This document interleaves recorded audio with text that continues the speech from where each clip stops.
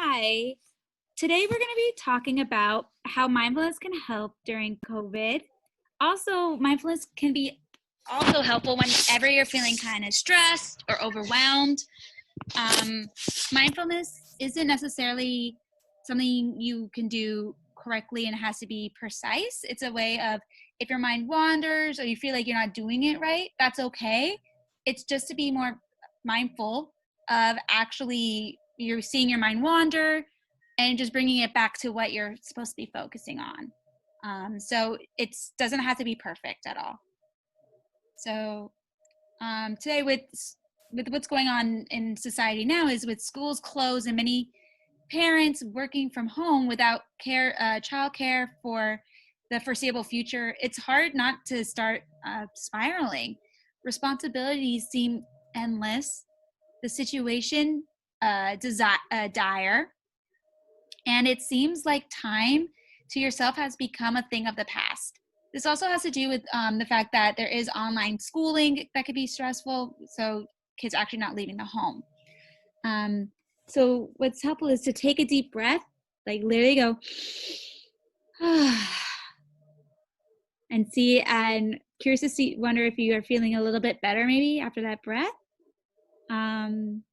These are trying times, but incorporating mindful practices into your daily routine can help calm anxiety, build healthy coping skills.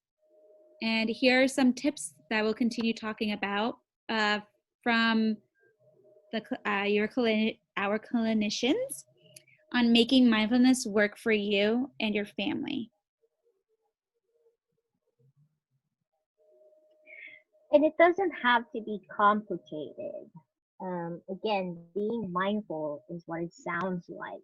Taking time to focus on the present, being intentional and thoughtful about where you are and how you're feeling, trying to center your thoughts and be in the moment. Sounds simple, but it takes work, especially now when concerns about what the future holds feel so present. Mindful activities can help.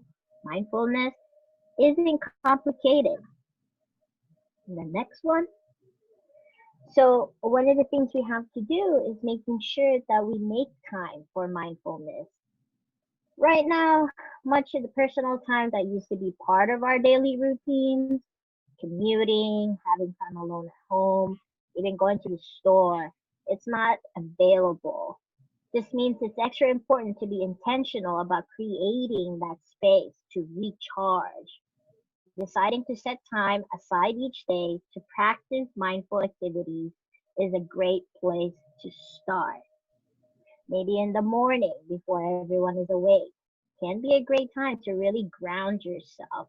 Maybe if you those breathing exercises we just did earlier. Morning mindfulness can help set the tone for that day. Do deep breathing, meditate, exercise, whatever mindfulness activity works for you. Mindfulness doesn't have to be elaborate. You can try mindful eating or mindful drinking with a cup of coffee. Sit there and just be in the moment. That's mindfulness.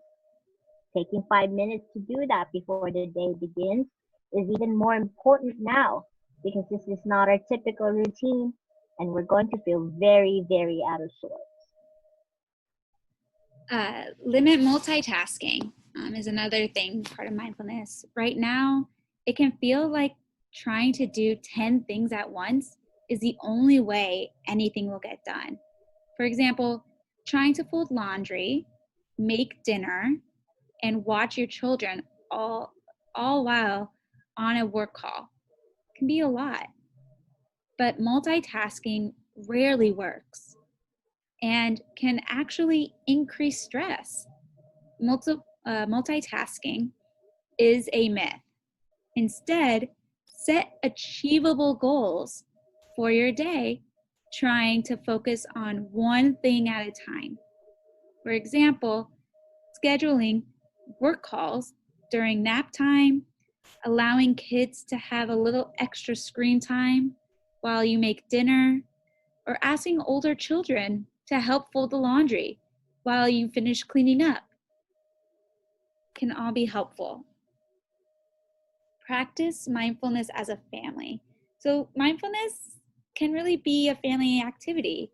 Mindfulness is anything that helps everyone take a moment to slow down, stay present, and come together. Designating time to practice mindful activities as a family will help everyone feel less anxious. It could be a daily family yoga session or a quiet walk in the woods as a group or in your neighborhood.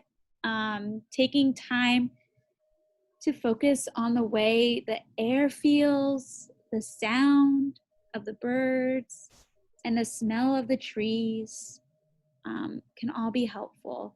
Another good family mindful idea is asking everyone to mention one good thing they heard or saw that day over dinner. Also, making sure that we make peace with uncertainty. And there's a lot of uncertainties right now. This situation is one of extreme uncertainty. We don't know what will happen, how long it will last, or what things will be like when it's over. One thing we do know, however, is that worrying about it won't change the outcome. Learning how to tolerate the uncertainty is a huge part of building healthy coping skills for ourselves and others, which we then want to model for our children. Right now, it's very easy to let your brain spin out with the frightening possibilities.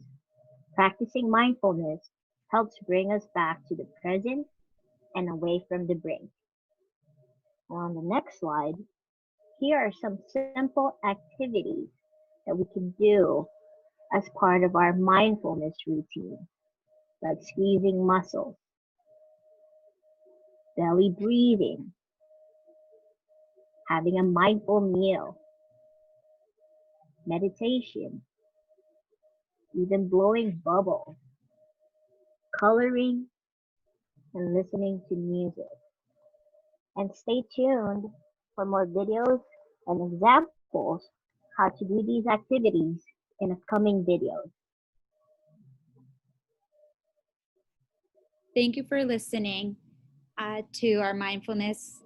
And as well, there is still remote counseling services available at the schools for your kids for this stressful time. If you would like to speak to a counselor, please contact your school's office. They have more information about the process of seeking counseling.